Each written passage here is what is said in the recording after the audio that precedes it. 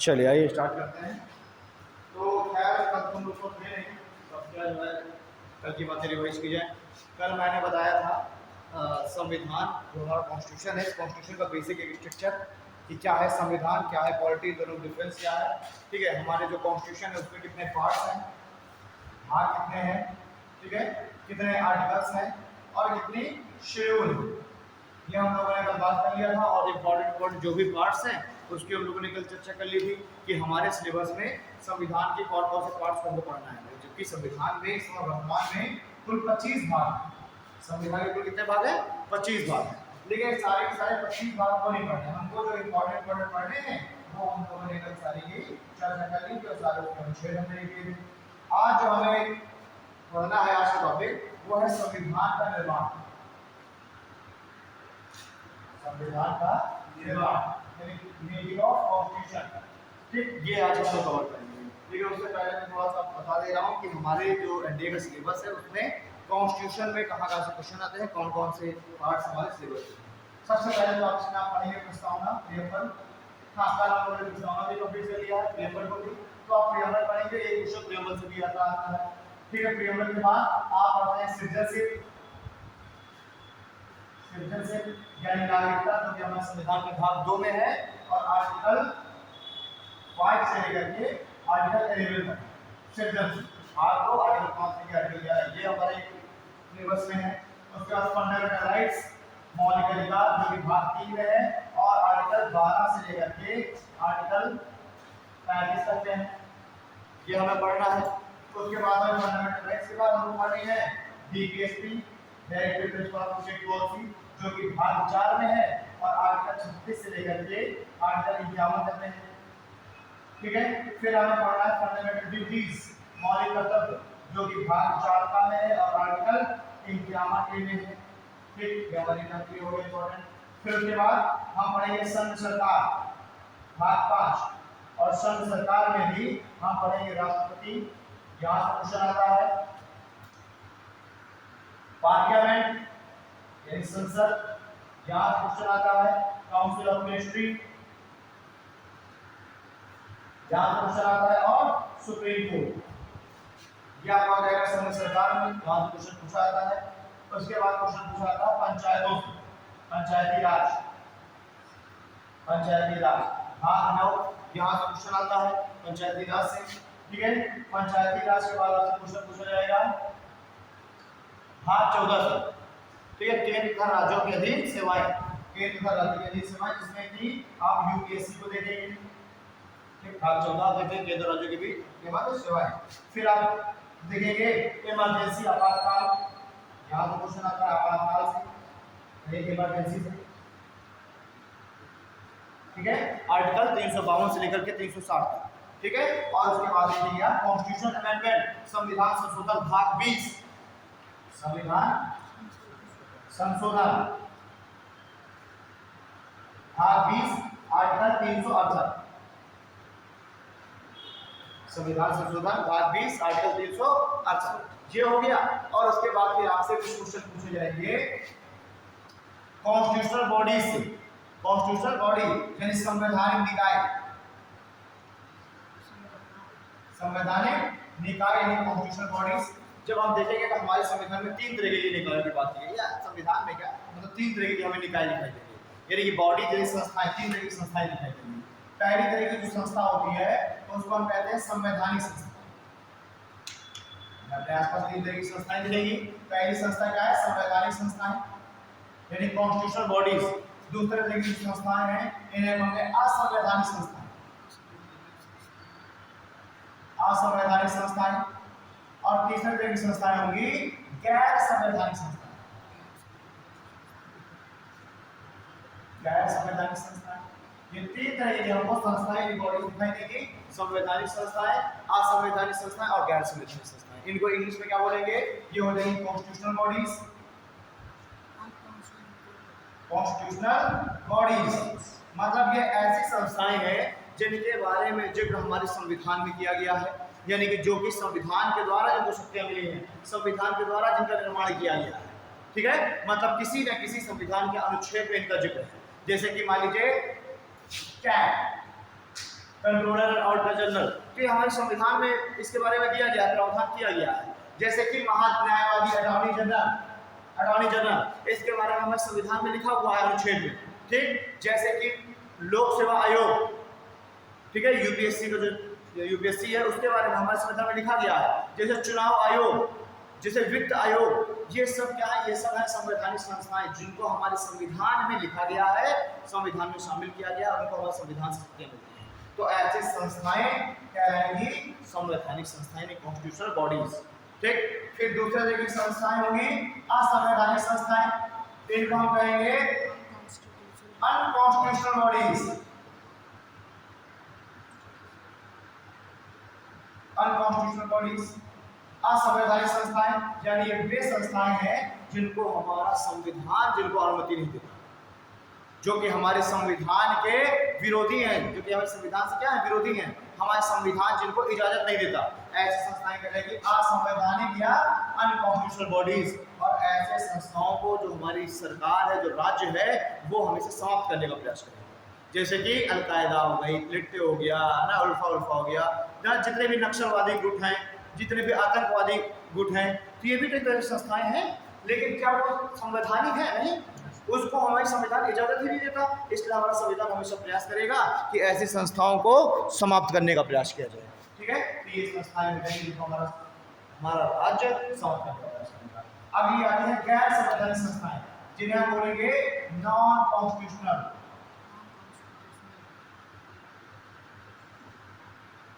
Non constitutional गैर संवैधानिक मतलब कि ये वे संस्थाएं होती हैं जिन्हें हमारे संविधान में तो ये लिखित नहीं है, हमारे संविधान के किसी भी अनुच्छेद में इनका वर्णन नहीं है, लेकिन ये वे संस्थाएं हैं जो हमारे संविधान के लक्ष्यों को, हमारे संविधान के उद्देश्यों को पूरा करने का काम करती हैं।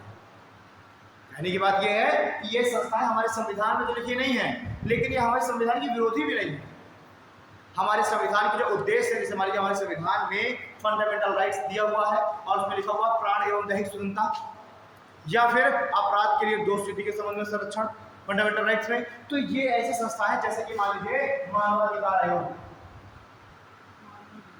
मानवाधिकार आयोग ये एक गैर कॉन्स्टिट्यूशनल, गैर संवैधानिक निकाय है, नॉन कॉन्स्टिट्यूशनल। यानी कि ये क्या कर रही है, ये संविधान के उद्देश्यों को पूरा करने का काम कर रही है मानवाधिकार आयोग।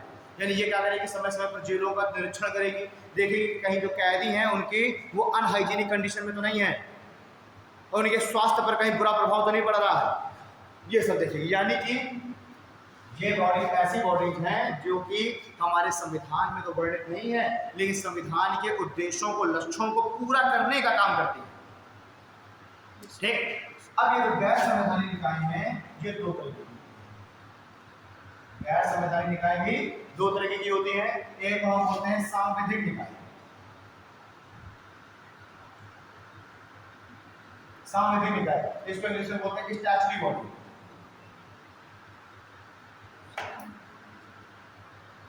स्टैच्यूटरी बॉडी की सांविधिक निकाय। और दूसरी होती है कार्यकारी संस्थाएं, कार्यपालिका संस्थाएं,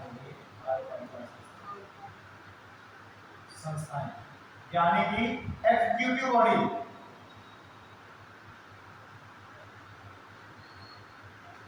एग्जीक्यूटिव बॉडी, स्टैच्यूटरी बॉडी और एग्जीक्यूटिव बॉडी, इन दोनों में अंतर क्या है? दोनों ही गैर संवैधानिक हैं, लेकिन ये वे संस्थाएं हैं जिनका निर्माण हमारी संसद करेगी। संसद या तो विधायिका, ऐसी संस्थाएं जिनका निर्माण हमारी विधायिका करेगी, लेकिन इनको एडिट करके, अमेंडमेंट करके हमारे संविधान में लिखा नहीं गया। ध्यान दीजिए, ये वे संस्थाएं हैं जिनको हमारे संविधान में लिख दिया गया, इनको भी बुलाया संसद नहीं है।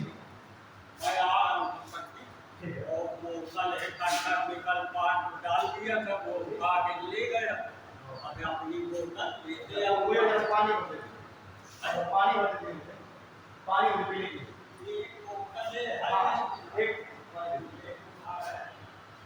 ठीक है। तो ये वे संस्थाएं हैं जो कि क्या है, हमारे संविधान में लिखी हुई है। ठीक है, और ये वे संस्थाएं हैं इनको भी बनाया संसद नहीं है, लेकिन बस हमारे संविधान में लिखी नहीं है, इसलिए ये क्या कहेंगे, सांविधिक निकाय कहलाएंगे, स्टैच्यूटरी बॉडी।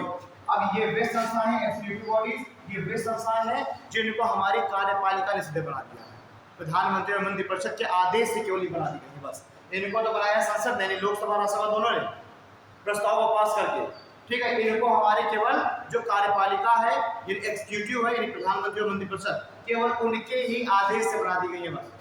ये करेंगे एग्जीक्यूटिव बॉडी, जैसे कि ये सार्वजनिक निकाय मैंने बताया, राष्ट्रीय मानवाधिकार आयोग, राष्ट्रीय मानवाधिकार आयोग, और ये वो संस्थाएं हैं जिनको हमारी सरकार बना रही है सीधे कार्यपालिका, जैसे कि नीति आयोग,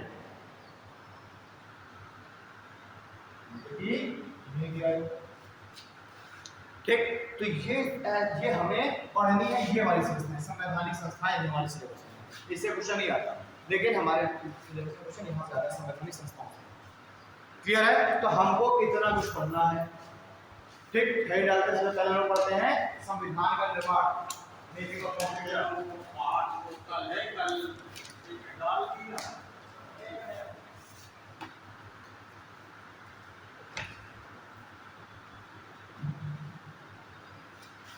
संविधान का निर्माण, मेकिंग ऑफ कॉन्स्टिट्यूशन।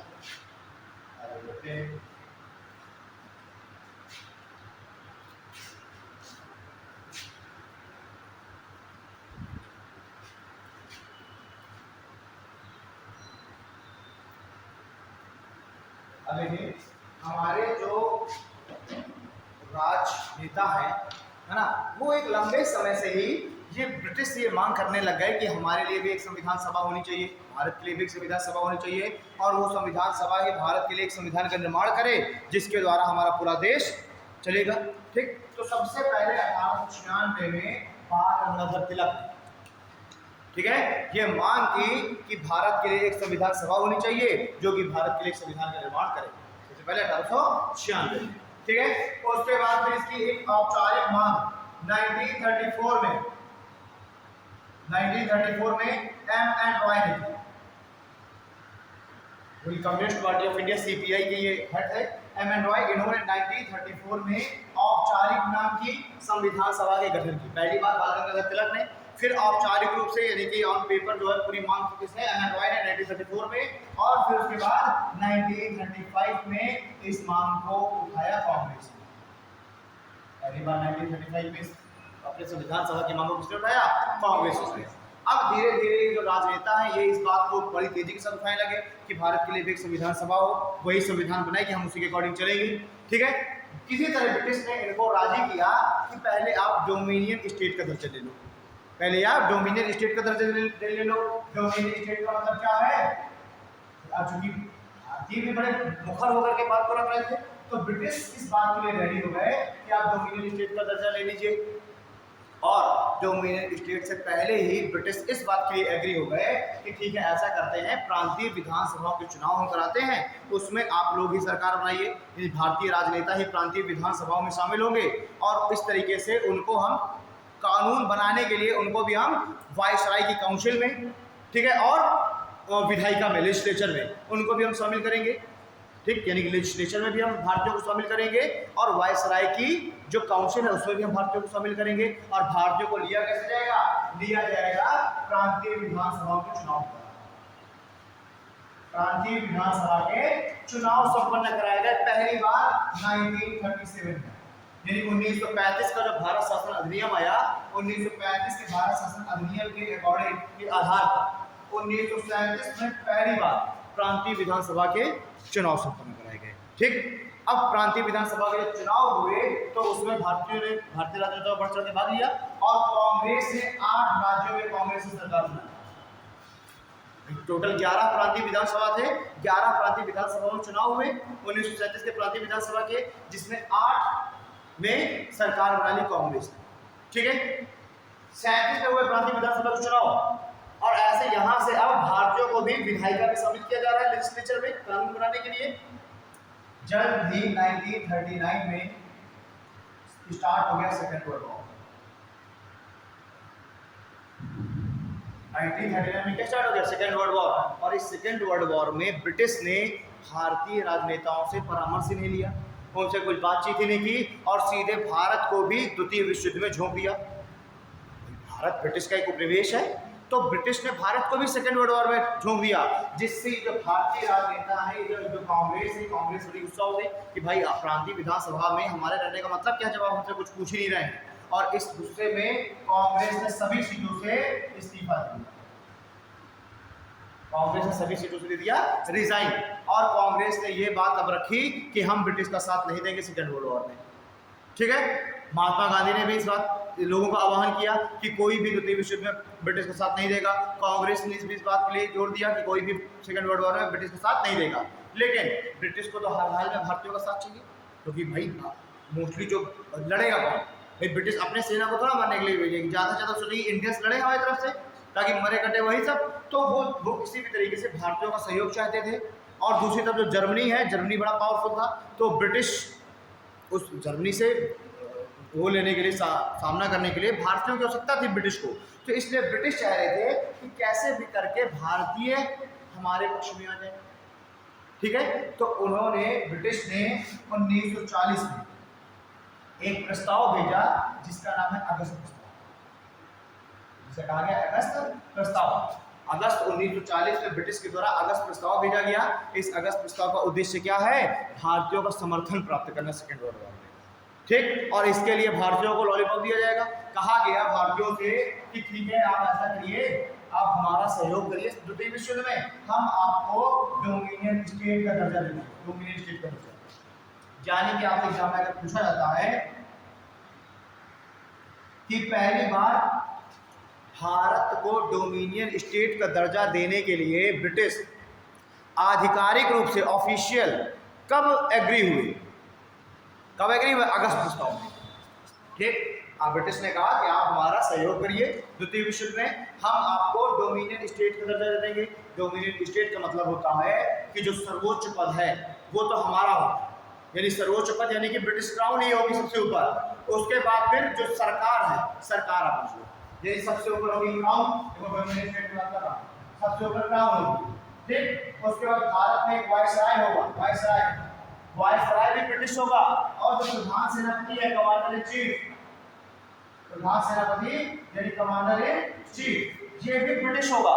और बाकी जो इस नीचे की सरकार है वो सब आप अपनी सारे भारतीय होंगे उसमें, यानी कि एक तो सबसे ऊपर होगी क्राउन, ठीक। उसके बाद भारत में क्राउन का प्रतिनिधि है वायसराय भी ब्रिटिश होगा, प्रधान सेनापति भी ब्रिटिश होगा। बाकी सारी जितने भी मिनिस्टर है, मंत्री है, यानी विधायक का कार्यपालिका जितने हैं सब तुम सब भारतीय, इसे कहते हैं डोमिनियन स्टेट, ठीक है। तो अगस्त प्रस्ताव में डोमिनियन स्टेट की मांग को स्वीकार किया ब्रिटिश ने आधिकारिक रूप से, लेकिन भारतीय राजनेताओं ने इसको अस्वीकार कर दिया। भारतीय राजनेताओं ने कहा कि अब हमें डोमिनियन स्टेट का दर्जा नहीं चाहिए, अब हमको चाहिए पूर्ण स्वतंत्रता, अब हमें क्या चाहिए, पूर्ण स्वराज्य। और अब हमें अपने लिए, हमारे लिए संविधान का आप निर्माण कराइए, और इससे कम हम संतुष्ट होने वाले नहीं है, ठीक।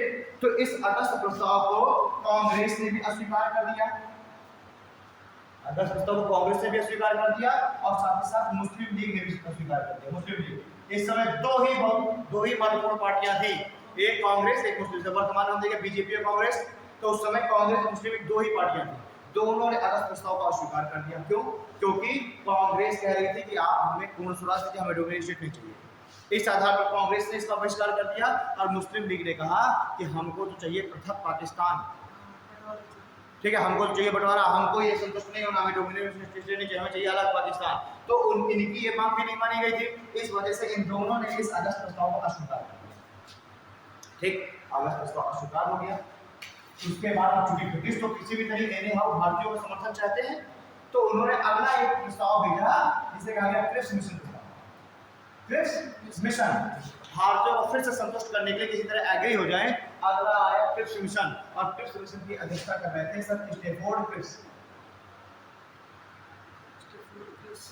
स्टैफोर्ड क्रिप्स है इस क्रिप्स मिशन के अध्यक्ष, और ये क्रिप्स मिशन है ये मार्च 1942 में भारत आता है। क्रिप्स मिशन मार्च 1942 में भारत आया, और उसने भी अपनी रिपोर्ट दी, उसने भारतीय राजनेताओं को बुला करके बात किया, और कांग्रेस से कहा कि ठीक है, आपको चाहिए पूर्ण स्वराज, कोई बात नहीं, हम आपको पूर्ण स्वराज देंगे। आपको संविधान सभा चाहिए, हम आपके संविधान सभा का भी निर्माण कराएंगे।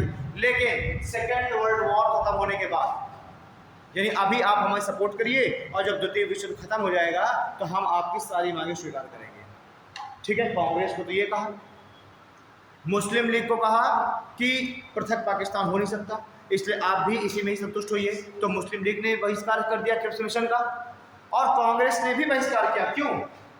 क्योंकि कांग्रेस का कहना था कि जो चीज आप सेकंड वर्ल्ड वॉर की बात करने जा रहे हैं वो आप अभी कर दीजिए ना, आप हमें अभी आप स्वराज घोषित कर दीजिए, अभी आप पावर ट्रांसफर कर दीजिए हमारे हाथों में, तो हम आपको सपोर्ट कर देंगे। पर ब्रिटिश कह रहे थे नहीं, सेकंड वर्ल्ड वॉर के बाद। तो इसलिए इस क्रिप्स मिशन की जो रिपोर्ट है इसको महात्मा गांधी ने नाम दिया post dated cheque. Post dated cheque यानी बाद की तारीख का चेक, यानी कि पैसा हमें आज चाहिए और ये 1 साल बाद की डेट दे रहे हैं। तो ऐसे चेक का कोई मतलब है क्या कि आज आपको पैसा चाहिए और तो सामने वाले ने कहा कि ठीक है मैं तुम्हें हेल्प कर रहा हूँ और तुम्हें चेक दिया कि तुम्हें चेक दे रहा हूँ, चेक में डेट पड़ी 1 साल बाद, तो किसी मतलब का है नहीं। तो महात्मा गांधी ने क्रिप्स मिशन की रिपोर्ट को क्या कहा, पोस्ट डेटेड चेक, और इस वजह से क्रिप्स मिशन के प्रस्ताव को स्वीकार कर दिया गया, क्योंकि इसमें तुरंत ही पावर कैसे ट्रांसफर की जाएगी ये सब कुछ जिक्र नहीं था, सेकेंड वर्ल्ड वॉर के बाद की बात कर रहे हैं। क्लियर है तो बात? तो अगस्त प्रस्ताव भी फेल, क्रिप्स मिशन भी फेल। जब ये दोनों फेल हो गए तो अगला एक आयोग बनाया गया ब्रिटिश पार्लियामेंट के द्वारा, उसका नाम है कैबिनेट मिशन। कैबिनेट मिशन आयोग। ब्रिटिश पार्लियामेंट में कैबिनेट मिनिस्टर थे sir Patrick Lawrence. Sir Patrick Lawrence, इन पैट्रिक लॉरेंस की अध्यक्षता में ही, पैट्रिक लॉरेंस की अध्यक्षता में ही ब्रिटिश पार्लियामेंट ने एक आयोग का गठन किया। ठीक, इस आयोग में 3 सदस्य, सबसे महत्वपूर्ण है क्योंकि अब यही जो आयोग है इसी की रिपोर्ट पर एक भारत की संविधान सभा का निर्माण होगा, तो यहाँ से क्वेश्चन आते हैं। तो कैबिनेट मिशन जो आयोग है 3 सदस्यीय आयोग है जिसके अध्यक्ष हैं सर पैट्रिक लॉरेंस, अध्यक्ष कौन है? पैट्रिक लॉरेंस, और 2 अन्य सदस्य हैं एबी अलेक्जेंडर और स्टेफोर्ड क्रिप्स। स्टेफोर्ड क्रिप्स, ठीक है। तो कैबिनेट मिशन आयोग एक 3 सदस्यीय आयोग है जिसके 3 सदस्य हैं, अध्यक्ष है सर पैट्रिक लॉरेंस और 2 अन्य सदस्यों में है एबी अलेक्जेंडर और स्टेफोर्ड क्रिप्स। अब ये जो आयोग है ये आयोग मार्च 1946 में, ये आयोग मार्च 1946 में भारत आया और मई 1946 में इस आयोग ने अपनी रिपोर्ट प्रस्तुत कर दी। ठीक है। अब अगर कहा जाए कि आखिरकार कैबिनेट मिशन आयोग का मेन काम क्या था, तो मेन काम था इसके वो ड्राफ्टिंग तैयार करना कि कैसे भारत के लिए एक संविधान सभा गठन किया जाएगा, संविधान सभा के गठन की एक ड्राफ्ट तैयार करना, प्रारूप तैयार करना, साथ ही साथ पावर के ट्रांसफर में वायसराय की मदद करना।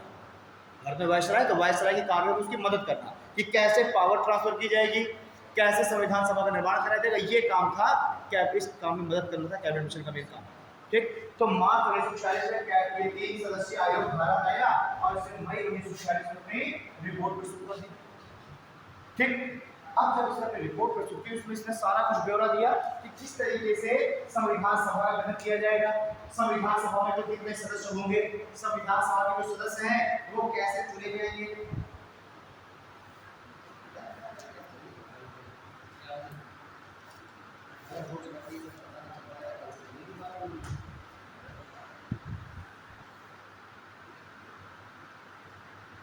कुछ ध्यान ना दिया हो कुछ।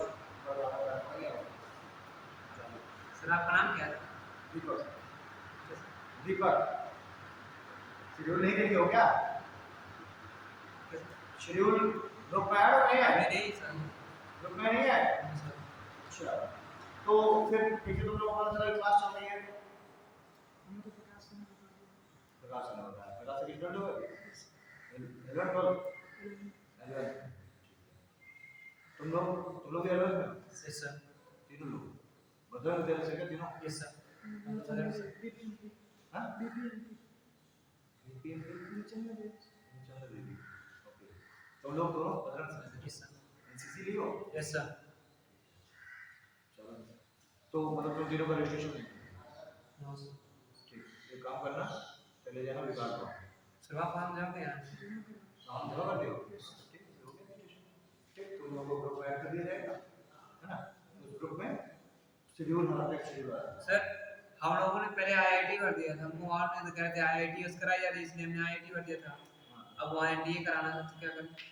तो चले जाओ वहाँ पर फॉर्म में चेक करो, ठीक है, ये कोई दिक्कत नहीं है इसमें पढ़ा, लेकिन चले जाता तो एक बार से वो अटेंडेंस में सही करता है। तो अगर ये करना है तो फिर उसका पूरा इरादा बनाओ, क्योंकि अभी तुम लोग सही एज में हो, सबसे सही एज एनडीए की तैयारी की यही है, एलिवेंस। क्योंकि जब बच्चा 12th पास होता है तो उसके पास ज़्यादा समय नहीं रहता।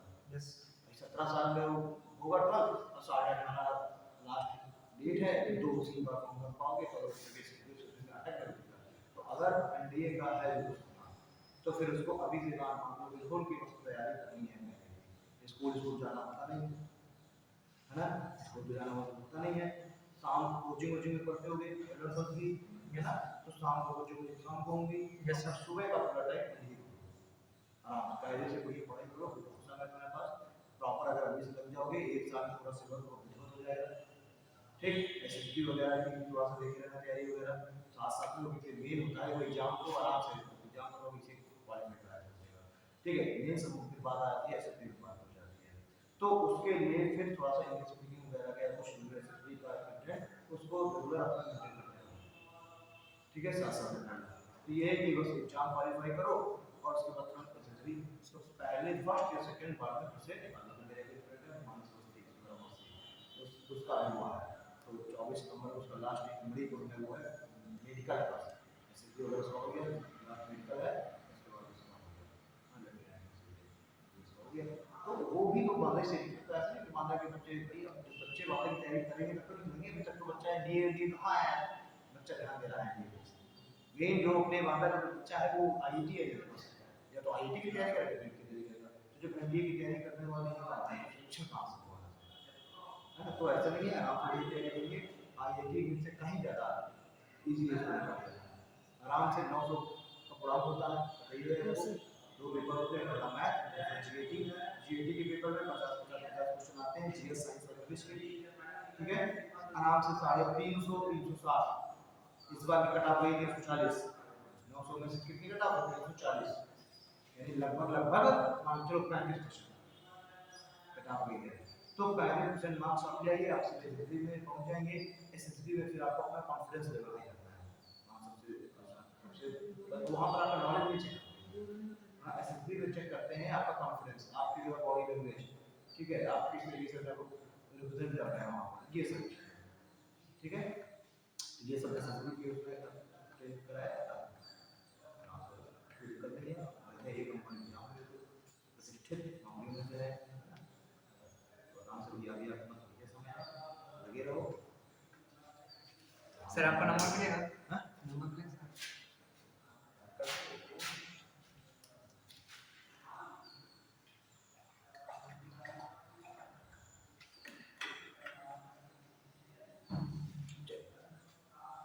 ठीक है, अब ये जब आयोग भारत में आया तो ये आया मार्च 1946 में और मई 1946 में इस आयोग ने अपनी रिपोर्ट ठीक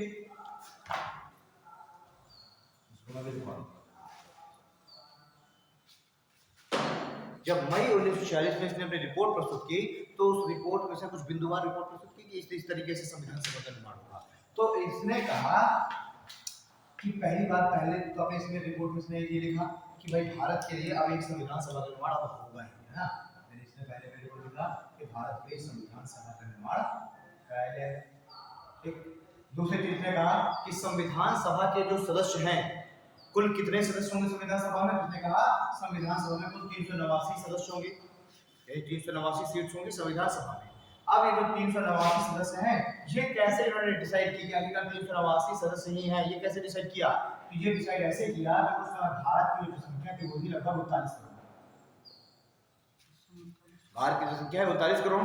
तो इन्होंने कहा कि 10 लाख जनता पर एक सीट होगी संविधान सभा की, यानी 10 लाख जनता का प्रतिनिधित्व तो एक सीट करेगी। ठीक, तो जब 10 लाख जनता पर एक सीट है तो टोटल लगभग 39 करोड़ जनता है, तो कितनी सीटें हो गई, 389 सीटें।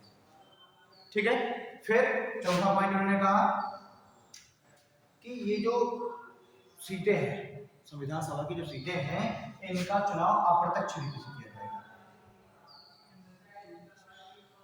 इनका चुनाव कैसे किया जाएगा? अप्रत्यक्ष रीति से, यानी कि इनडायरेक्ट इलेक्शन। इनडायरेक्ट मतलब कि इनडायरेक्ट का मतलब है कि बिल्कुल हम और आप यानी आम जनता जाकर के वोट देने नहीं जाएगी, ये चुने जाएंगे आम जनता के द्वारा ही, लेकिन आम जनता इनडायरेक्टली इलेक्शन देगी, यानी चुनाव वोट देगी, यानी कि आम जनता पहले किसी दूसरे व्यक्ति को चुनेगी और वो व्यक्ति जाकर इनको चुनेगा। ठीक है, तो इसका चुनाव का अप्रत्यक्ष रूप से चुनाव होगा। और कौन चुनेगा, यानी कि निर्वाचक मंडल कौन होगा, इलेक्टोरल कॉलेज कौन होगा, कौन इनको चुनेगा? तो कहा गया जो प्रांतीय विधानसभा के जो सदस्य होंगे, प्रांतीय विधानसभा के सदस्य वो इनको चुनेंगे। तो आम जनता चुनेगी इन प्रांतीय विधानसभा के सदस्यों को। जैसे 11 प्रांतीय विधानसभा थे, जैसे वाली जो संयुक्त प्रांत है, मध्य प्रांत है ना, उड़ीसा, बिहार, बंगाल, पंजाब, ऐसे करके 11 ब्रिटिश प्रांत थे। तो 11 ब्रिटिश प्रांतों में जो एमएलए चुने गए, विधायक चुने गए, वो जाकर के वोट देंगे सब विधानसभा के सदस्यों को। तो एक्चुअली में चुने की जनता के द्वारा गया ना, क्योंकि जनता ने पहले तो चुना इन्हें और फिर इन्होंने जाकर चुना इनको। तो इनका चुनाव होगा अप्रत्यक्ष रीति से चुनाव होगा, लेकिन प्रांतीय विधानसभा के सदस्यों के द्वारा होगा। मतलब कि अब अच्छा, प्रांतीय विधानसभा तो है नहीं, क्योंकि 1939 में वो रिजाइन दे चुके हैं ऑलरेडी। 1939 के बाद इलेक्शन हुआ नहीं, क्योंकि वर्ल्ड वॉर चल रहा था, सब उसी में व्यस्त थे। तो सीधी सी बात है कि अब अगर प्रांतीय विधानसभा के सदस्य ही इनको चुन रहे हैं, तो सबसे पहले इलेक्शन किसका करवाना पड़ेगा? ये वाला इलेक्शन विधानसभा का होगा पहले, कि पहले प्रांतीय विधानसभा का होगा? पहले प्रांतीय विधानसभा का होगा, है ना। तो सबसे पहले इलेक्शन कराए गए मई जून 1946 में प्रांतीय विधानसभा के।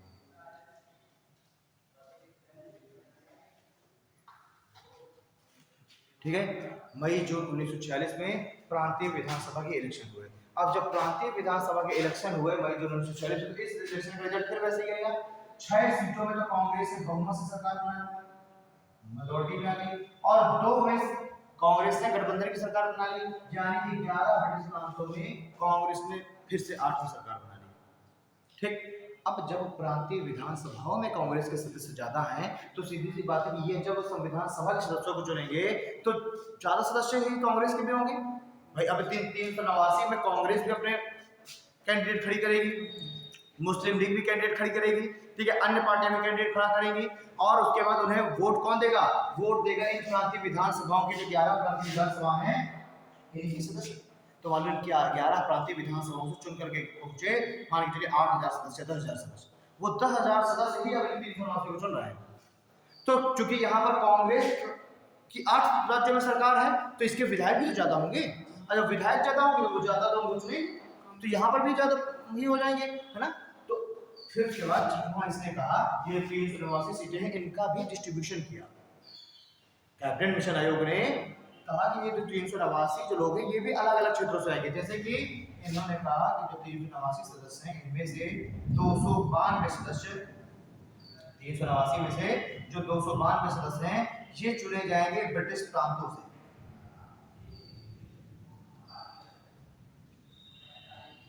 यानी ब्रिटिश प्रांतों के जो प्रतिनिधि हैं वो इनको चुनेंगे, या फिर ये जो 11 जो प्रांत हैं उनमें खड़े किए जाएंगे ये कैंडिडेट। ठीक, क्योंकि हर एक पूरी जनता का प्रतिनिधित्व करना है ना। तो मान लीजिए ये पूरा भारत है, तो इस भारत में यहाँ पर भी खड़े होंगे, यहाँ पे, यहाँ पे, यहाँ पे, यहाँ पे, है ना, पूरे भारत में सीटें बांटी जाएंगी ना। तो अब मान लीजिए 11 ब्रिटिश प्रांत, तो उनमें भी सीटें गई। ठीक, तो कहा गया कि 292 सीटें ब्रिटिश प्रांतों की होंगी, मतलब कि लगभग 29 करोड़ जनता निवास कर रही है उन 11 ब्रिटिश प्रांतों में। ठीक है, तो 292 सीटें आ गई ब्रिटिश प्रांतों से। फिर 4 सीटें आ गई मुख्य आयुक्त क्षेत्रों से। मुख्य आयुक्त क्षेत्र यानी कि चीफ कमिश्नरी, 4 सीटें कहां से आ गई? चीफ कमिश्नरी यानी कि मुख्य आयुक्त क्षेत्रों से। और मुख्य आयुक्त क्षेत्र कौन कौन से थे? दिल्ली, अजमेर, आगरा, एक ही बेल्ट में थे, अजमेर, आगरा, कुर्ग और बलूचिस्तान। ठीक, यानी कि इन 4 सीटों पर ये 4 जो क्षेत्र हैं डायरेक्ट ब्रिटिश क्राउन के अधीन थे, जैसे आज के यूनियन टेरिटरीज होते हैं, डायरेक्ट केंद्र सरकार के अधीन। ठीक है, और बाकी की जो 93 सीटें हैं ये चुनी जाएंगी देसी राजे रजवाड़े वगैरह थे, है ना। तो 292 सीटें ब्रिटिश प्रांतों से, 4 सीटें मुख्य आयुक्त क्षेत्रों से और 93 सीटें देसी रियासत क्षेत्रों से। ठीक, इस तरीके से 389 सीटों को भरा जाना है। ठीक है। अब यहाँ पर जो देसी रियासत है इनको भी स्वतंत्रता दी गई। कहा गया कि आप चाहे तो आप भारत के साथ शामिल होइएगा, ठीक है। अब अभी क्या स्वतंत्रता है, इनको ये कहा गया था कि चाहे तो आप संविधान सभा में शामिल हो जाएं और चाहे तो आप अपना अलग से अपना अस्तित्व बना के रखें, ये कहा गया, ठीक है। अब जब प्रांतीय विधानसभा के चुनाव हो गए वही 1946 में, तो अब जुलाई अगस्त 1946 में अब अगले चुनाव किसके हुए, अगले चुनाव हुए संविधान सभा के। जून जुलाई में वो मई जून चुनाव हो गए प्रांतीय विधानसभा के। अब उसके जो सदस्य जीत के आएंगे वो अब चुनेंगे जुलाई अगस्त 1946 में संविधान सभा के सदस्यों को। तो इन्होंने अब चुना जब इनको, तो इधर देखिएगा इसमें भी ये था कि ये जो 292 है और ये जो 4 है, यानी कुल जो 296 सदस्य हैं, ये जो 296 सदस्य हैं ये चुने जाएंगे इलेक्शन के द्वारा, चुनाव के द्वारा। ये कैसे चुने जाएंगे, बाई इलेक्शन। और जो 93 सदस्य हैं देसी रियासतों वाले, इनमें इलेक्शन नहीं होगा, इनमें होगा मनोनयन यानी नॉमिनेशन, यानी कि राजा जो है किसी व्यक्ति को बोल देगा कि आप चले जाइए संविधान सभा में, यानी सिर्फ राजा ने उसको मनोनीत कर दिया। लेकिन ये क्या है, ये चुने जाएंगे प्रांतीय विधानसभा के सदस्यों द्वारा, यानी कि 292 + 4 296 सीटों पर होगा इलेक्शन और 93 सीटों पर क्या होगा, मनोनयन नॉमिनेशन, ठीक है। तो अब प्रांतीय विधानसभा के सदस्यों ने जब जुलाई अगस्त 1946 में चुनाव हुए संविधान सभा के, तो उसमें वोट दिया और जब वोट दिया तो 296 में से जो 296 है, इन 296 में से कांग्रेस को मिल गई 208 सीटें। 296 में कांग्रेस कितने मिल गए, 208। 73 सीटें मिली मुस्लिम लीग को, ठीक है, 73 मिली मुस्लिम लीग को और मात्र 15 सीटें हुई अदर के पास। तो टोटल कितने हो गए 296, ठीक है। अब कांग्रेस के पास है 208 सीटें, मुस्लिम लीग के पास 73 और अदर के पास 15।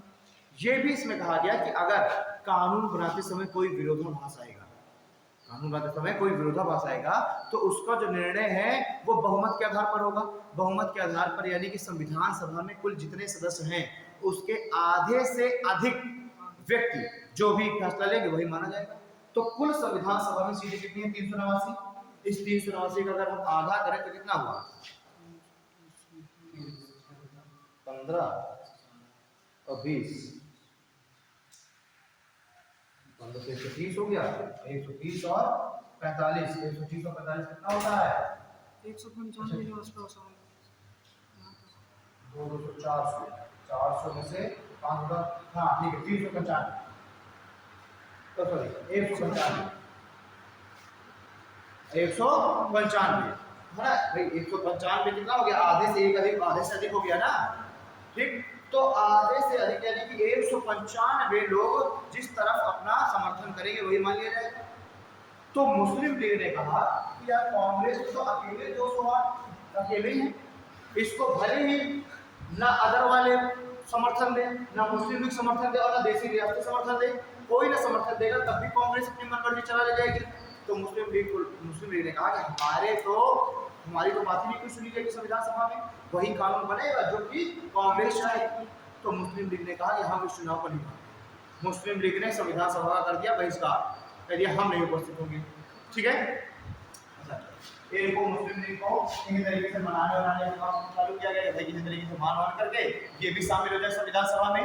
और डेट रखी गई कि 9 दिसंबर 1946 को इस संविधान सभा का प्रथम अधिवेशन हुआ, यानी कि पहली बैठक होगी संविधान सभा की 9 दिसंबर 1946 को, ठीक है।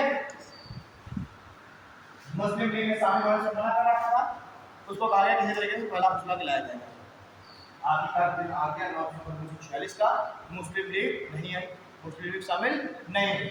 और मुस्लिम लीग शामिल नहीं हुई तो फिर कांग्रेस ने और कुछ ये अदर वाले भी कुछ सदस्य इन्होंने मिलकर के संविधान सभा की पहली बैठक संपन्न कराई, यानी प्रथम अधिवेशन संपन्न कराया।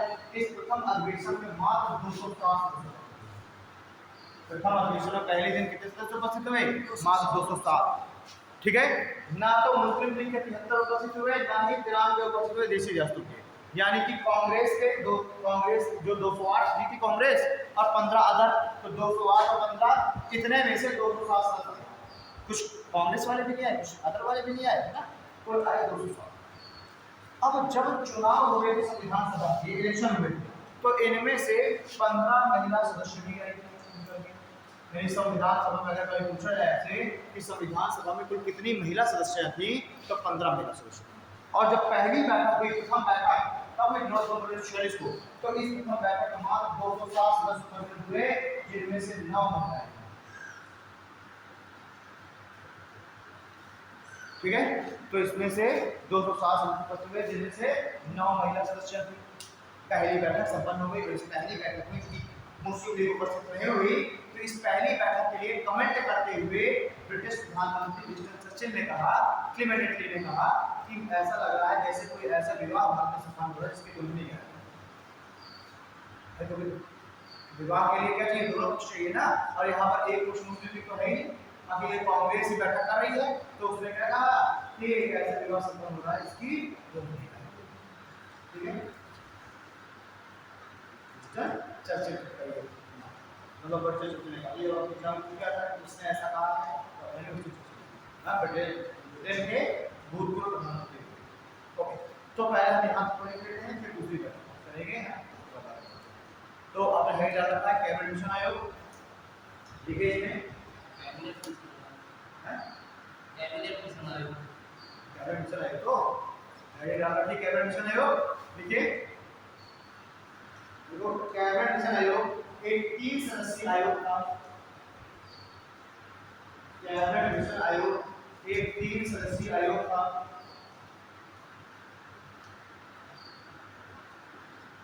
जिसका उद्देश्य, कैबिनेट मिशन आयोग एक 3 सदस्यीय आयोग था जिसका उद्देश्य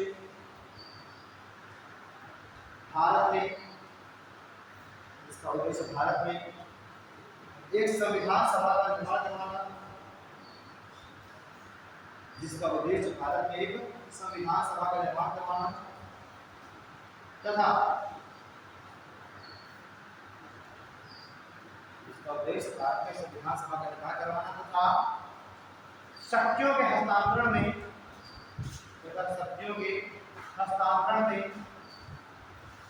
वायसराय के कार्यों में मदद करना।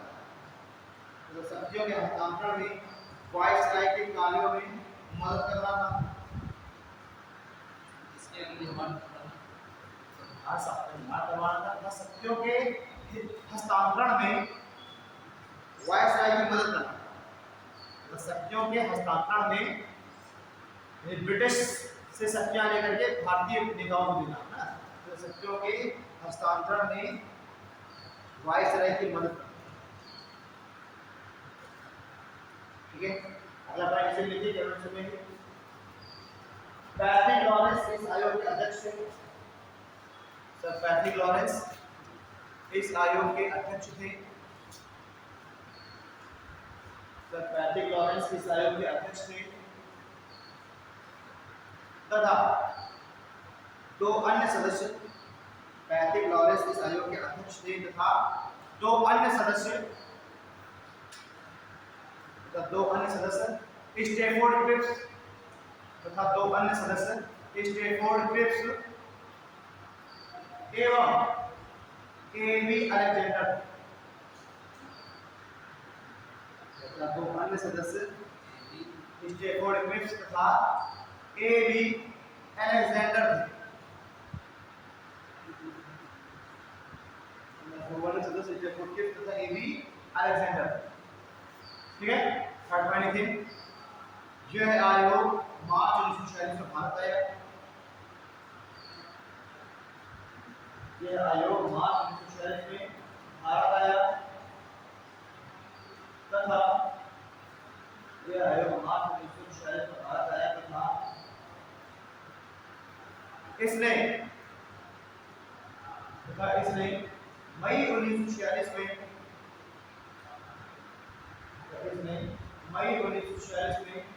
अपनी रिपोर्ट वायसराय को सौंपी। इसने मई 1946 में अपनी रिपोर्ट वायसराय को सौंपी।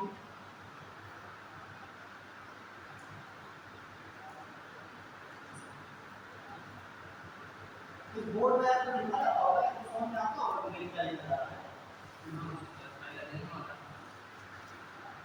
वाइस बोर्ड में तो ये ब्लैक बोर्ड पे आता है।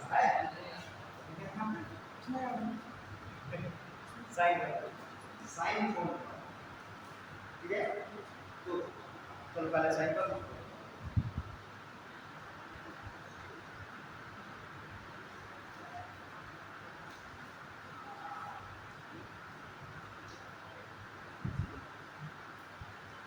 तुम लोगों ने मुझे देखा क्या? गेम भी देखा सर, एक दिन अखिलेश के साथ गया हुआ है पीटीए स्कूल में दोनों लोग। हाँ एक तो आए। हेलो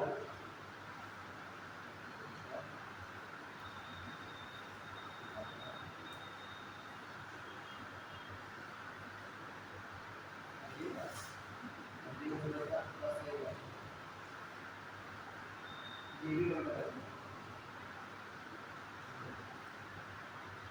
ये जो है इसमें मिल जाएगा और ये को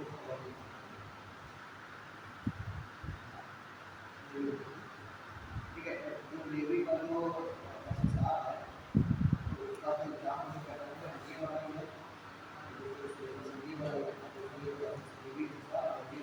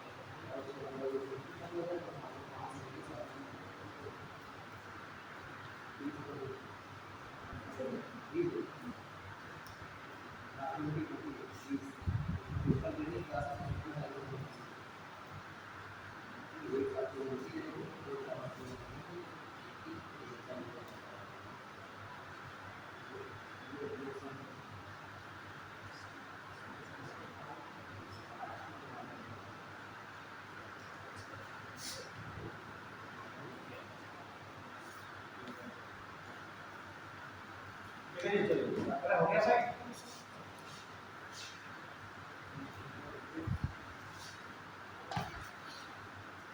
तो कहाँ तक हम लोग क्या शुरू कर रहे थे?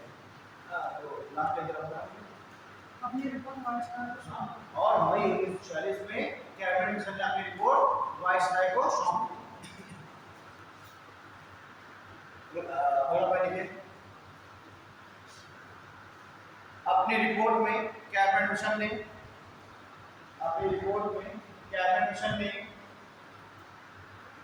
संविधान सभा के गठन का प्रारूप प्रस्तुत किया। अपनी रिपोर्ट में कैबिनेट मिशन ने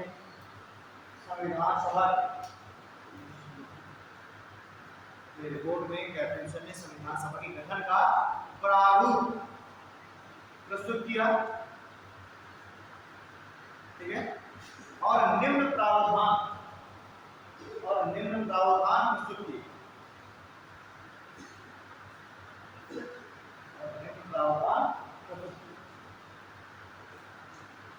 देख लेते हैं क्या क्या कैबिनेट मिशन ने क्या क्या अनुशंसाएं की है ना। निम्न प्रावधान यानी निम्न अनुशंसाएं, इसमें पहला पॉइंट और निम्न अनुशंसाएं या निम्न प्रावधान प्रस्तुत किए। पहला पॉइंट, भारत के लिए एक संविधान सभा का निर्माण किया जाएगा। भारत के लिए एक संविधान सभा का निर्माण किया जाएगा।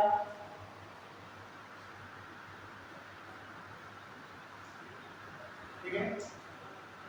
सेकंड पॉइंट, संविधान सभा में कुल 389 सदस्य होंगे। संविधान सभा में कुल 389 सदस्य होंगे। ठीक। अब ये वाला जो नीचे चार्ट बना हुआ है 389 में बांटा हुआ है 292, 4 और 93, ये वाला 292, 4 और 93। 292 सदस्य ब्रिटिश काउंसिल से आएंगे, 4 आएंगे चीफ कमिश्नरी से और 9 आएंगे देसी यात्रा।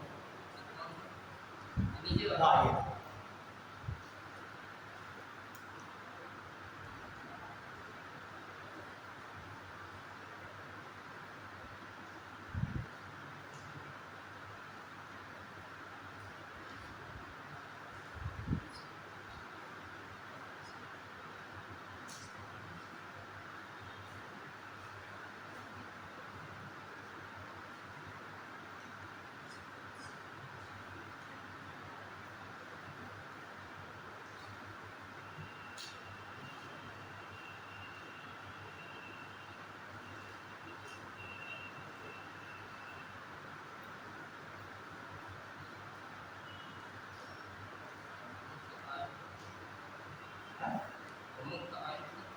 मुख्य आयुक्त क्षेत्र, चीफ प्रिंसिपल में बोलेंगे मुख्य आयुक्त क्षेत्र, चीफ प्रिंसिपल।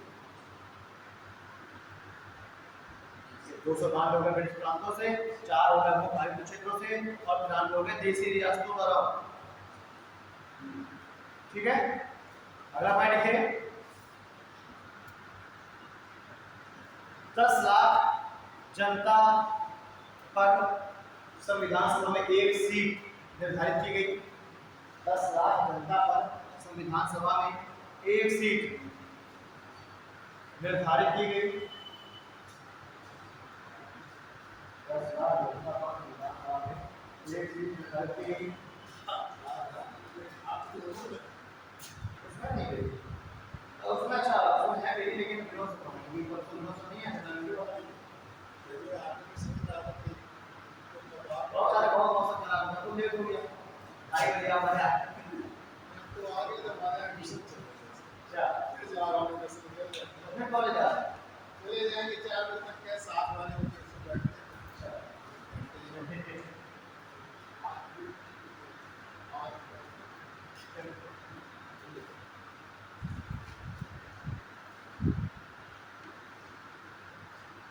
मतलब 10 लाख जनता पर संविधान सभा की एक सीट होगी। अगला पॉइंट लिखे, संविधान सभा के सदस्यों का चुनाव अप्रत्यक्ष रीति से, संविधान सभा के सदस्यों का चुनाव अप्रत्यक्ष रीति से प्रांतीय विधानसभा के सदस्यों द्वारा होगा। अरे भाई साहब,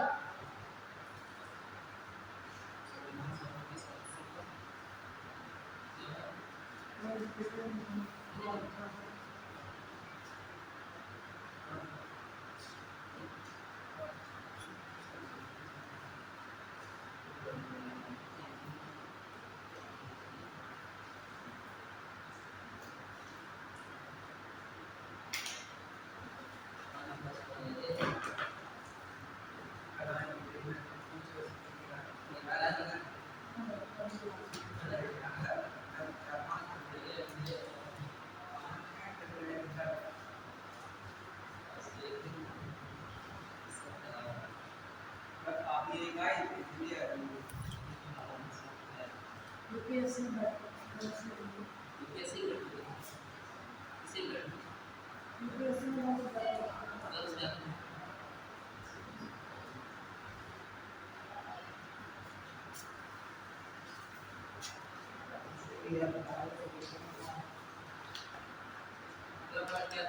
संविधान सभा के सदस्यों का संविधान सभा के सदस्यों का चुनाव अप्रत्यक्ष रीति से प्रांतीय विधानसभा के सदस्यों द्वारा किया जाएगा। संविधान सभा के सदस्यों का चुनाव अप्रत्यक्ष रीति से प्रांतीय विधानसभा के सदस्यों द्वारा किया जाएगा।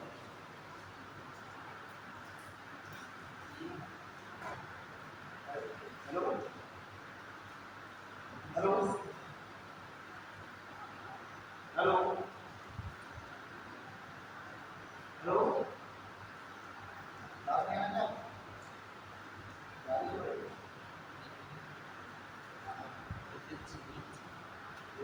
देखिए बात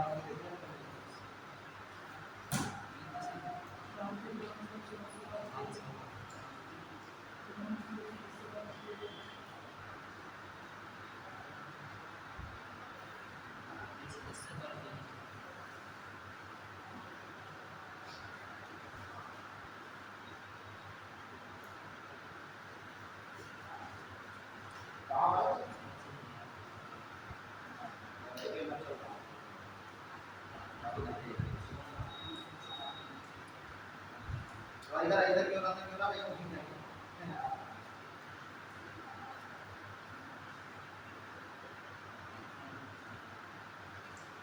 प्रांतीय विधानसभा सदस्यों का चुनाव अध्यक्ष रीति से प्रांतीय विधानसभा के सदस्यों द्वारा किया जाएगा। ठीक है, इतना हो गया।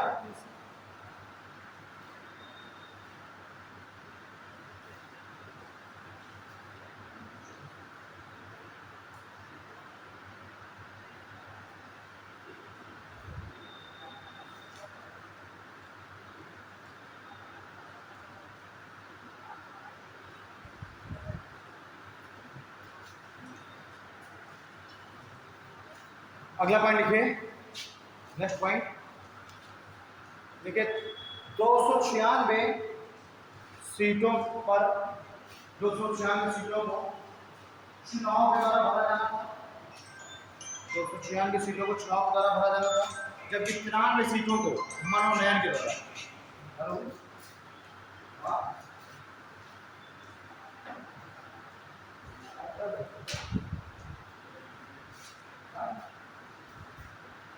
आओ। अच्छा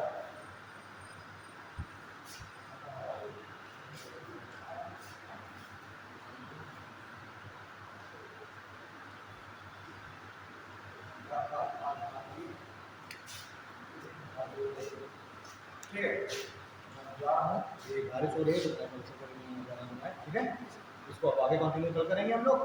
तो यहाँ तक हो गया आप लोगों का कि 296 सीटों पर चुनाव के द्वारा भरी जानी थी और 93 सीटें मनोनयन के द्वारा भरी जानी थी। ठीक, चलिए मिलते हैं कल क्लास में।